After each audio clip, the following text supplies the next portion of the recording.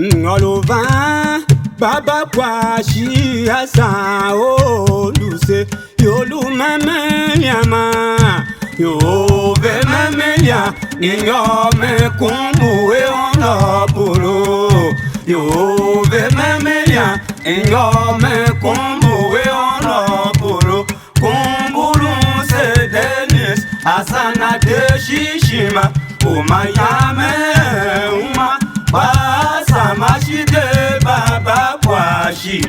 baba makeni seda iyonu se asenta doro ohun ma te pendi mange shie malema shie ni pene di aniyan de di ugba kende olunu se ni ose ti junku mo keni se andude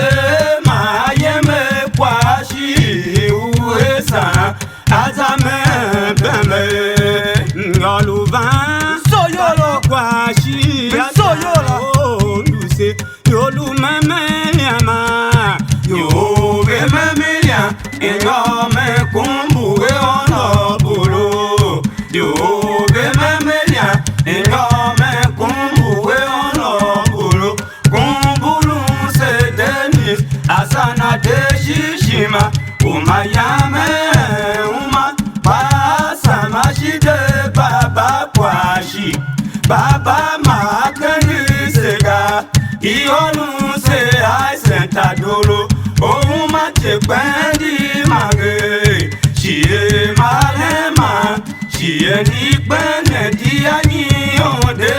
di ugba kende olunu se nyo se ti junku mo kelise andude ma yeme kwashi uesa azame beme ngoluva baba kwashi asa o luse yolu mame yama yo be meme ya ingo me kumbu e ono bolo yo be meme ya ingo me kumbu e ono bolo kumbulu se denis asana de shishima umayame uma basa mashide baba kwashi baba makeni sega iyonu se asenta dolo ohun ma te pendi mage shie malema shie ni pene di ani ode di ugba kende olunu se nyo se ti junku mo kelise andude ma yeme kwashi uesa azame beme tane ukula nya ojimi ove Saint John opo ilimo yo sondo bagan ondo eme monyi ane evanyo okumbu onobo asana de amae iku kwashia de unyone ijo choku ondo patapako wa ono tolunga depine agwe kungwa nekele se washi wesa ataye beme tane ukula nya odimi mo vese jono po ilimo yojo sondo pagando eme monye ane banyo okumbu onobo asana te amae iku baba kwa shia denyone iyo toku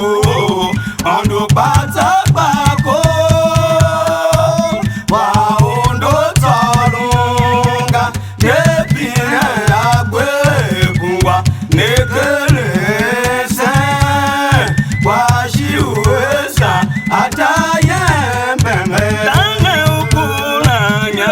odimi ove Saint John opo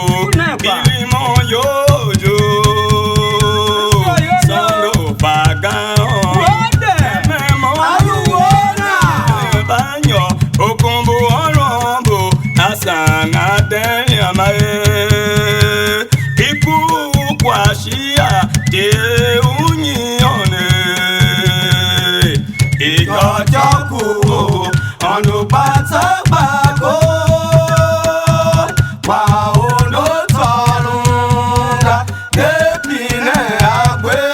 Kungwa Nekeleze Wa Shiuesa Ataye Meme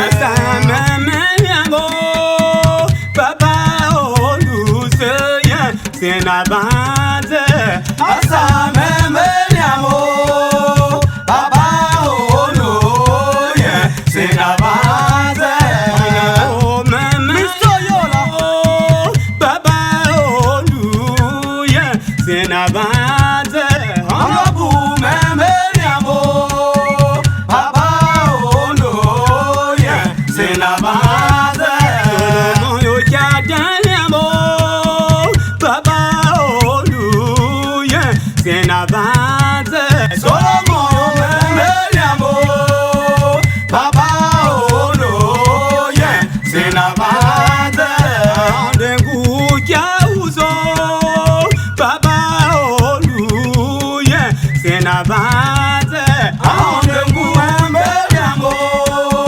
Baba ono ye Sinabante Rahulamba o Baba olu ye Sinabante Godfrey meyamo Baba ono ye Sinabante Meme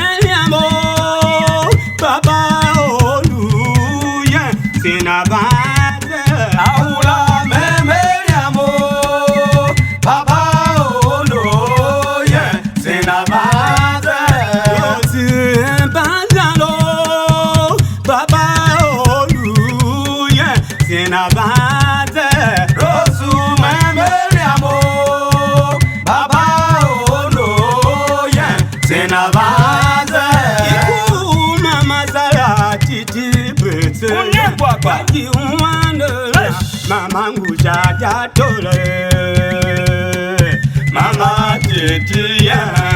Ujata toro Zaki wedoa Eba mekumuwo Yue na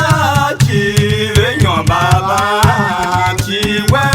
Sara yengu jata tole Mama zara titi bete Zaki umwane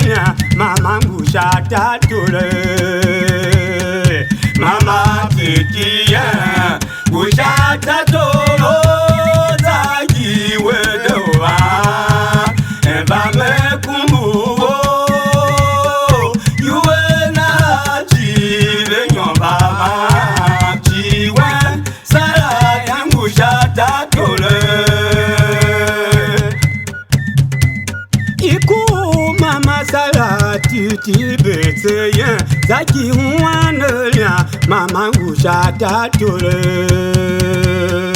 Mama titi ya Ujata toro Zaki wedoa Eba mekumuwo Yue na chive nyon baba Chiwe Sara tengu jata tole Alo ya nagashelo Wagaza kitu wagawa Walo kondu akune kumbune Bete takidela Ondu te bata Shite bakuya joloma Amake Kumbulu te kura Teli meme yambo Se mama ya me shata dole Iku mama zara titi bete Zaki umwane Mama nguja datole Mama titi ya Ujata toro Zaki wedoa Eba mekumuwo Yue na chive nyon baba Chiwe Sara yangu jata tole Alo ya nagashelo wangaza kitu wakawa walukonu wakule kumbula beze za kidema ondute bata chite bakuya choloma amage kumbulu sete kula beze meme yamo salama maye shata tole makani vejise mama titi wajana ruyeme mema saga tole wede nyama mama titi kange jaya ruyeme meme shata tole wede nyama mama titi wajana ruyeme meme shata tole wede nyama mama titi kange jaya ruyeme meme shata tole wede nyama mama titi wajana ruyeme meme shata tole chima viupa ahilo bandova kumbu wanyichiyo kuchangusha monde viupa ahilo bandova kumbu wanyichiyo kuchangusha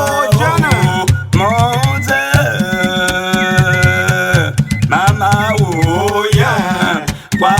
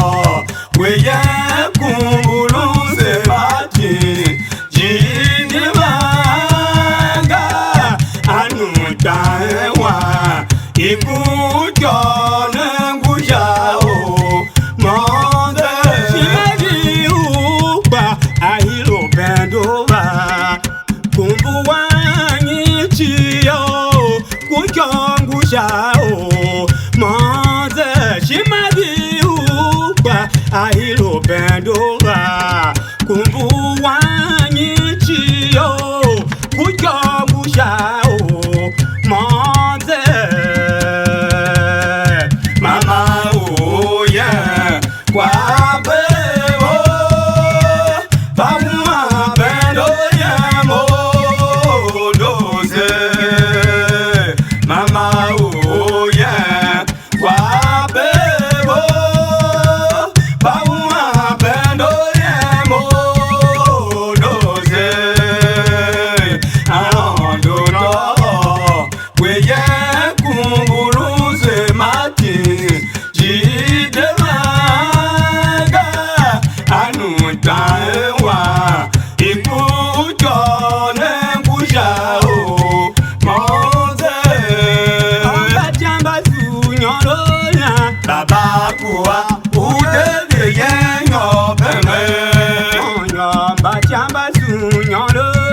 Baba kuwa udele yenyo beme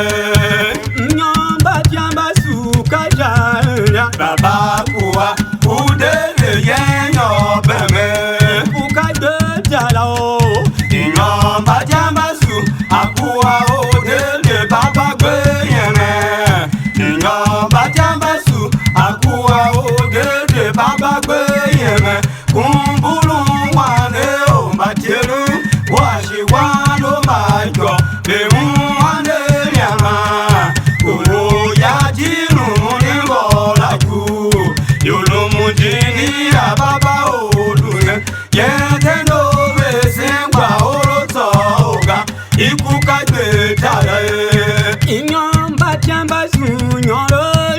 baba kuwa udele yenyo beme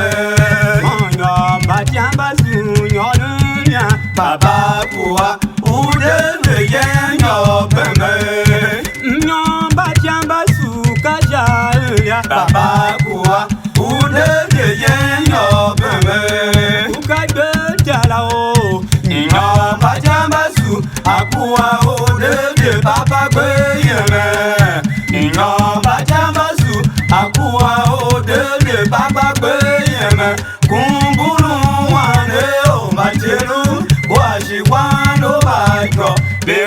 wane yama o ya dilu mune bola ku yoro mujini ya baba olule yetendo bezimba olotoga ikuka gbe dara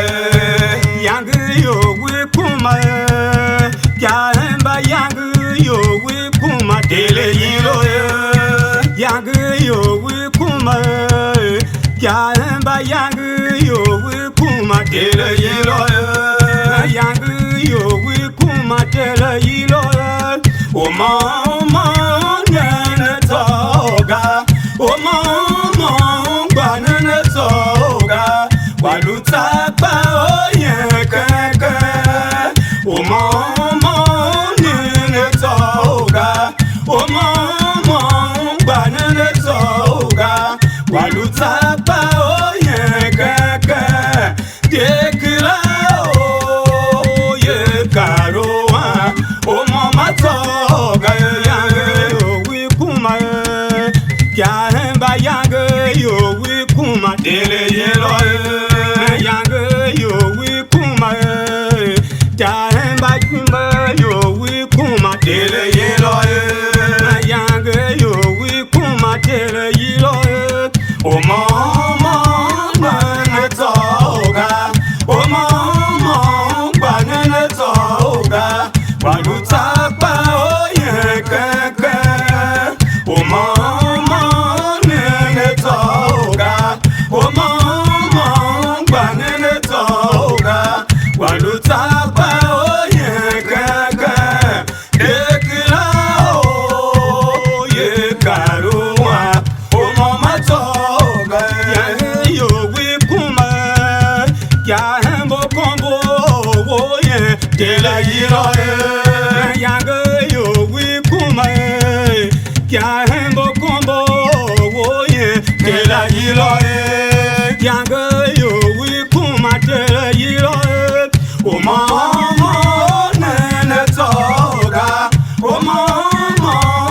nene toga Waluta pa oye keke Oma nene toga Oma nene toga Waluta pa oye keke Dekila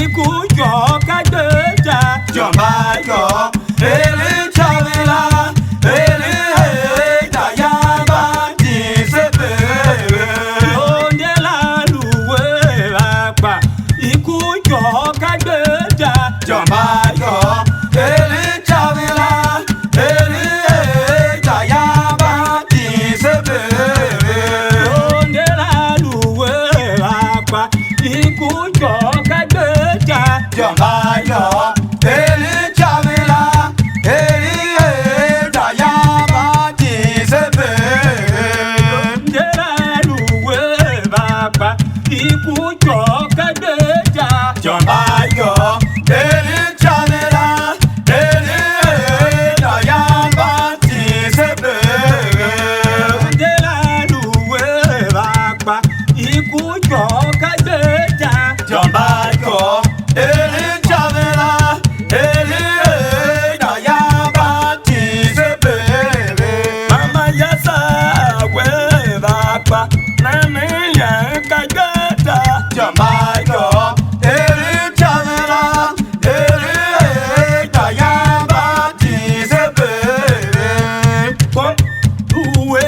bàbá ikú jọ kágbéjà. Jọba yọ èrí jàmílà èrí èdàyà bá ti ṣépè.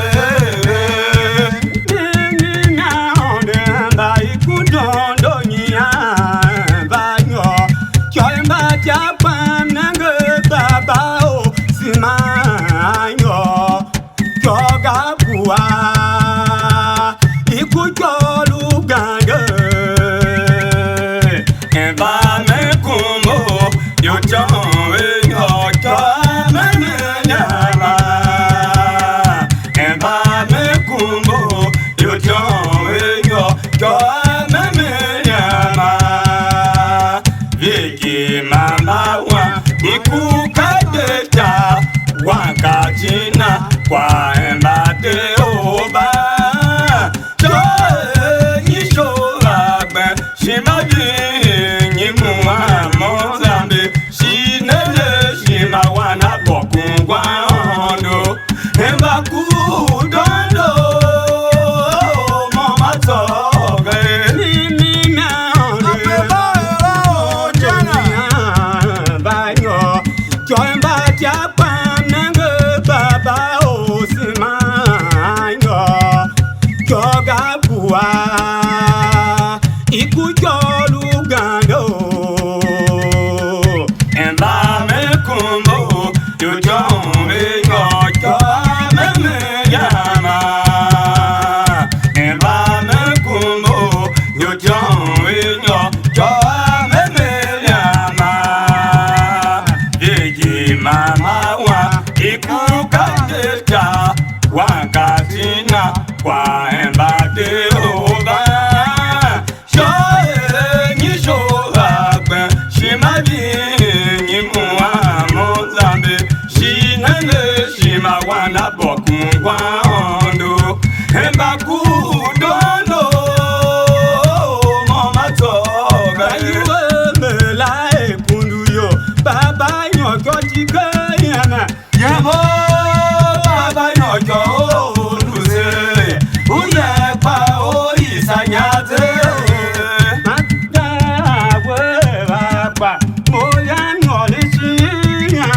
Yẹ̀mọ́ bàbá yànjọ́ olùṣe ó yẹ pa orí ìsànyàtẹ̀. Yorùbá yúwo mẹ́la èkúndú yọ bàbá yànjọ́ ti gbé yẹn náà. Yẹ̀mọ́ bàbá yànjọ́ olùṣe ó yẹ pa orí ìsànyàtẹ̀. Yúwo mẹ́la èkúndú yọ bàbá yànjọ́ ti gbé yẹn náà. Yẹ̀mọ́ bàbá yànjọ́ olùṣe ó yẹ pa orí ìsànyàtẹ̀. Yẹ̀mọ́ tún gbèsè tì í sẹ́bẹ̀rẹ̀. Bàbá ó yá ṣe tì í sẹ́bẹ̀rẹ̀. Yẹ̀mọ́ tún gbèsè tì í sẹ́bẹ̀rẹ̀. Bàbá ó yá ṣe tì í sẹ́bẹ̀rẹ̀. Yẹ̀mọ́ tún gbèsè tì í sẹ́bẹ̀rẹ̀. Bàbá ó yá ṣe tì í sẹ́bẹ̀rẹ̀. Tì í sẹ́bẹ̀rẹ̀. Ṣèjì àlùmá bá ṣe tì náírà. Ìjàgbọ́lùmá bá ṣe tì náírà. Pásítọ̀ Pàṣímàlùmá bá ṣe tì náírà. Yẹ̀lẹ̀ ń lo bàbá tẹ̀ yá ṣe tì bẹ́ẹ̀ yá ṣe tì ṣe bẹ́ẹ̀.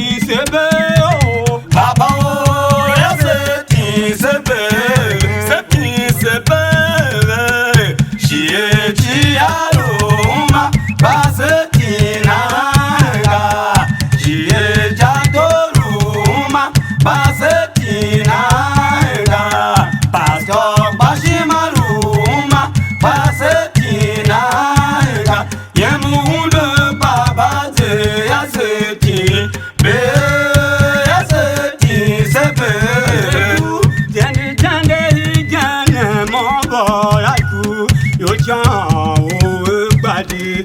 bakuna nganyomade Jande ku jande ijane mongo la ku yo tian owe gbadi bakuna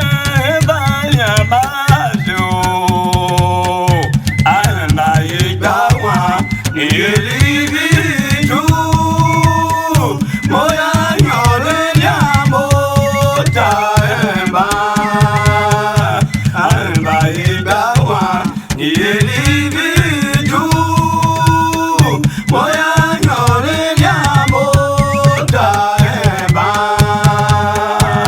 double tu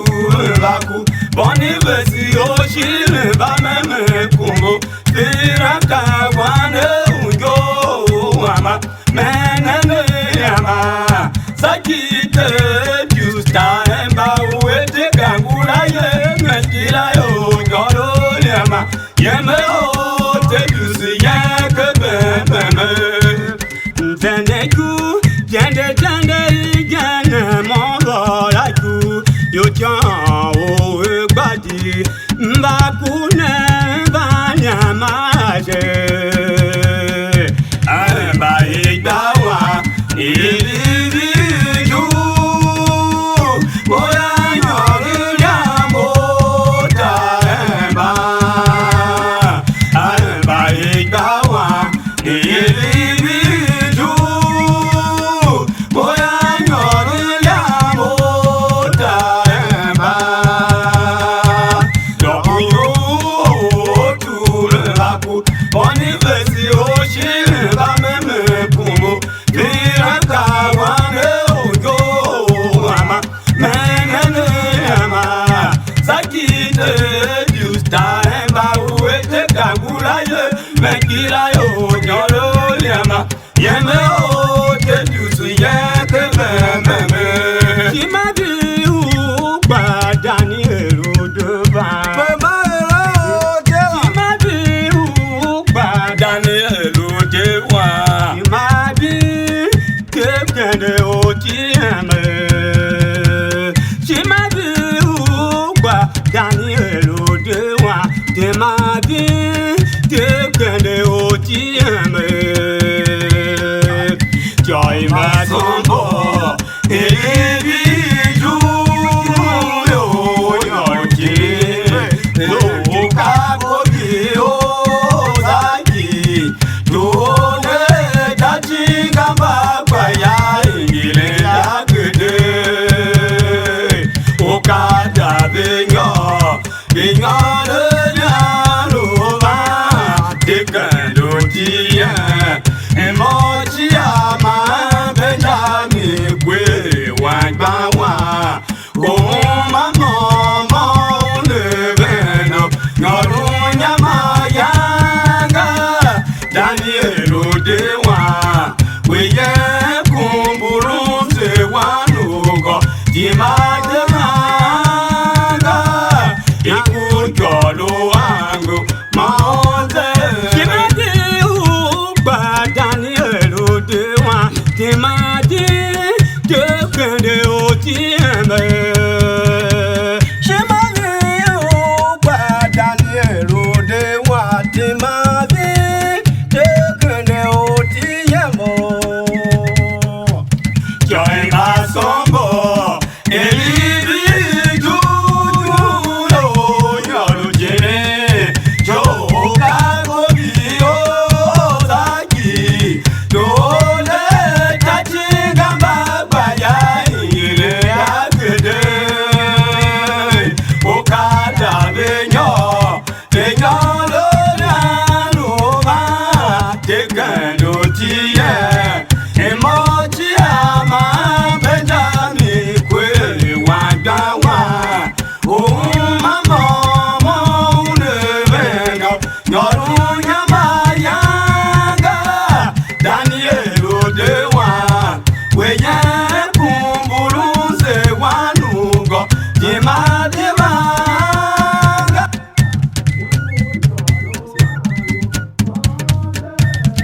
Wape mo me vango Kila wape mo me vanze wa o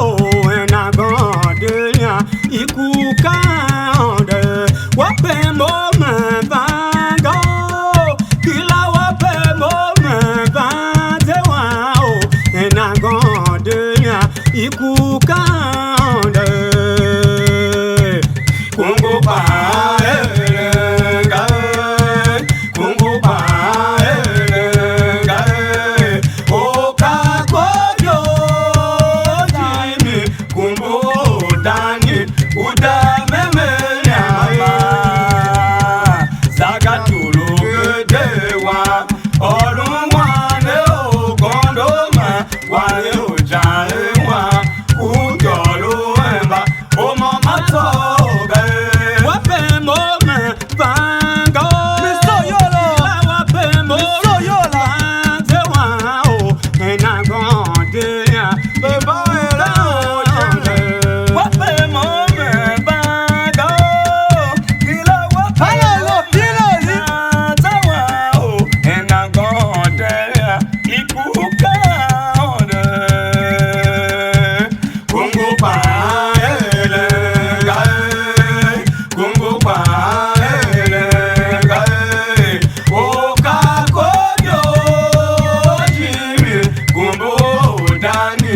uda meme nyama zagatulu gedewa olumwane okondoma wale ojaewa kujolo emba omo matoga inamegi gide daniela inamegi gide aba inamegi gide daniela inamegi gide o alio mama wao enangomo tekene ye unduze gide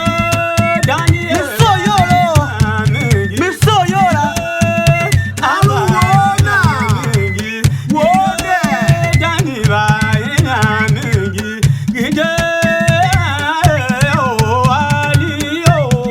mama wao enangomo tekene ye unduze alalo, pilo, jene,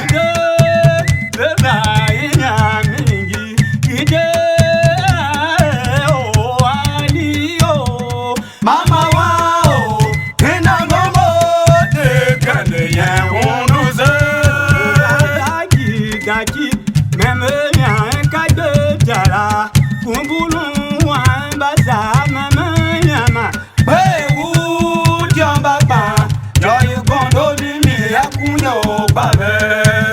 onguga kaka daki chireji makade jara kumbulu wambaza mama nyama bewu jamba pa joy gondo bimi akunyo babe kanyini dene uga kayeme olumo kanyini dene uga kayeme olumo nyia shite kalaluye mene emodani elua ayona bameme bametungwe kule mene neamba oshamba telumo danguze ojijalenga one shakaka huane ya oyembamo tekala yekebebebe ongugaga misoyolo, shieji makade jara misoyola, ongugaga gazaki shieji makade jara kumbulu wambasa meme nyama bewu jamba pa jayu kondo nimi akunyo babe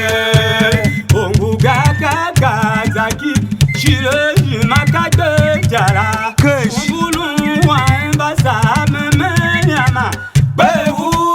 jamba pa jayu kondo nimi akunyo babe jamimi jeyo kanyini dene ukaka yeme olumo kanyini dene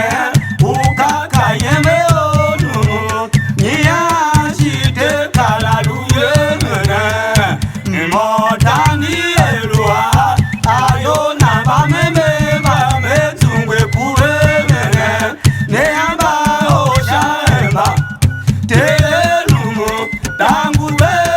odijanega one shakaka wane yao bambo dekala yeke bembeme Josi uno wane yama kune lubi zaki sake zaki demadi shimaya yasaje kune lubi zaki sake zaki demadi shimaya yasaje jimi okakodo orunzaka geneto tane okora yemene besi wanake machire pomesiwa onude badashe baku menene nyama josi unowa joyo ewe koshima aveshidene yemeshikedo nokudene akumeyo timbabana yobenda unowa aluopo kuluchimagola maiganga olubuyitelumu alukwasezaiba kwanguwe bano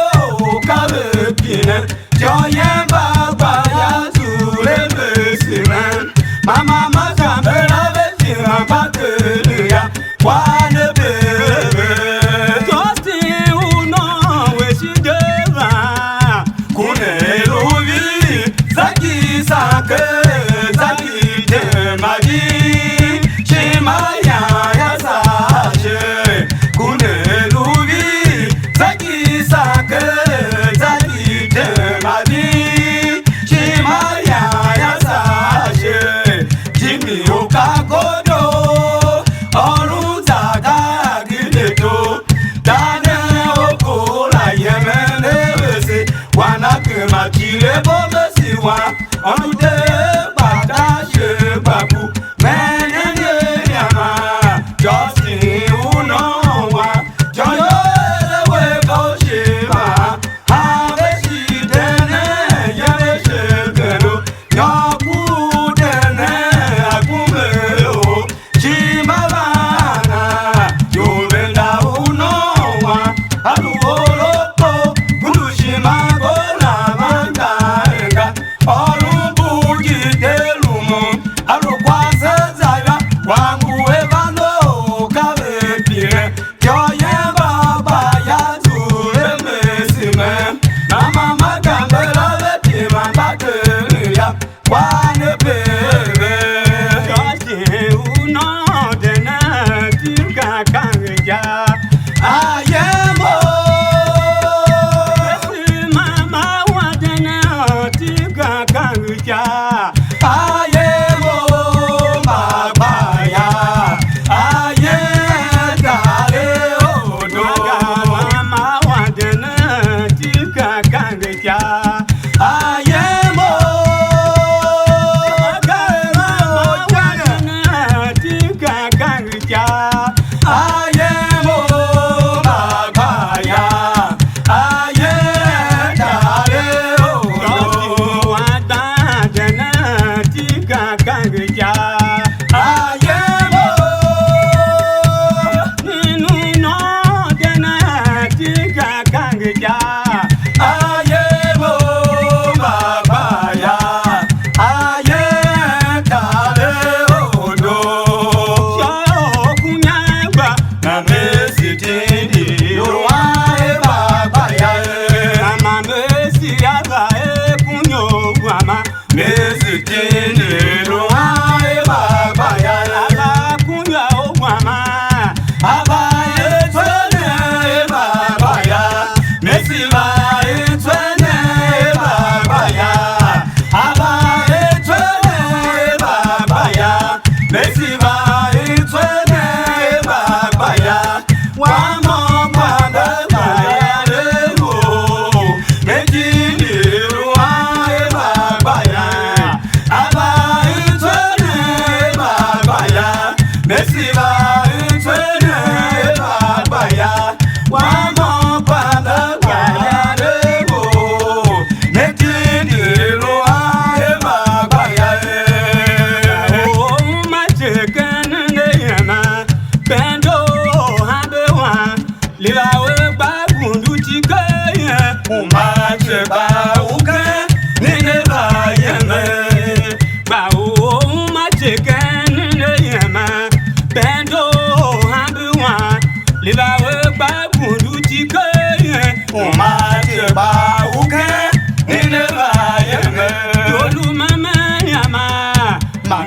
bendo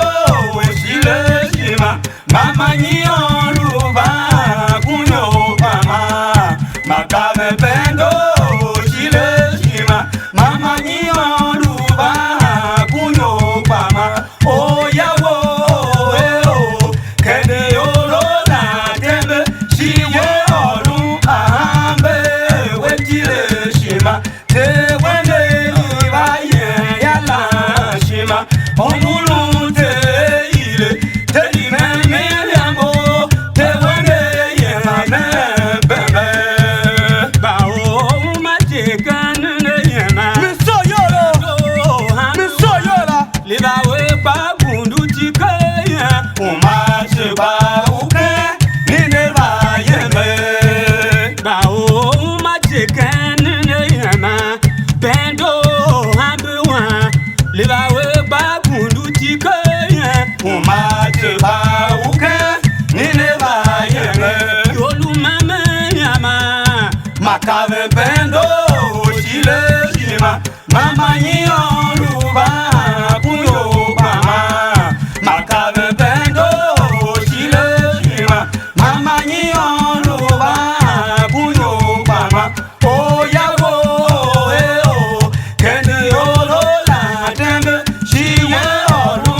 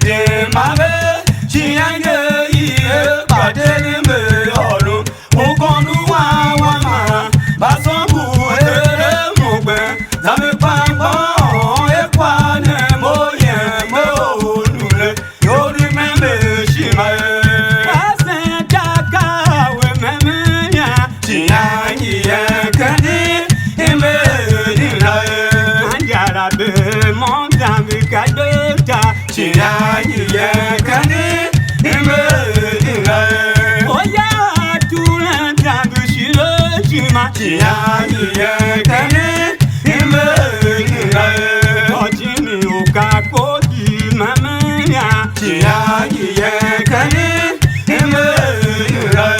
Tagatologue de moyanione.